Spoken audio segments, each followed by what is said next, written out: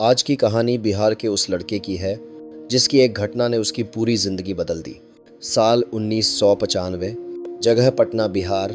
सुबह के 5 बजे का समय।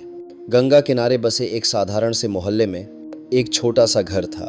घर में न ज़्यादा पैसे थे न बड़ी सुविधाएं, बस किताबें थीं और पढ़ाई का जुनून। उसी घर में एक लड़का रहता था, बहुत शांत, बहुत साधारण, लेकिन दिमाग और असाधारण। उसके पिता डाक विभाग में क्लर्क थे। आमदनी कम थी लेकिन सपने बहुत बड़े थे। पिता चाहते थे कि बेटा पढ़ लिख कर बड़ा आदमी बने। यह लड़का गणित में इतना तेज था कि सवाल उसे खेल की तरह लगते थे। स्कूल के बाद वह बच्चों को मुफ्त में पढ़ाता ताकि अपनी समझ और मजबूत कर सके। फिर एक दिन जिंदगी ने बड़ा झटका दिया।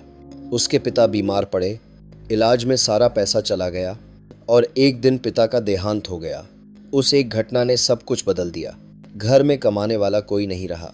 माँ टूट चुकी थी, छोटे भाई बहन डर में जी रहे थे।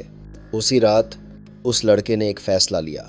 उसने सोचा, अगर गरीब बच्चों को सही पढ़ाई मिल जाए तो वे भी आईआईटी जैसे बड़े संस्थानों तक पहुंच सकते हैं।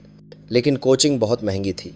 साल 1997, शाम के 6 बजे उसने अपने घर की छत पर कुछ गरीब बच्चों को पढ़ाना शुरू किया। कोई फीस नहीं, कोई दिखावा नहीं, बस सच्ची मेहनत। धीरे धीरे नतीजे आने लगे। एक बच्चा आईआईटी पहुंचा, फिर दूसरा, फिर तीसरा।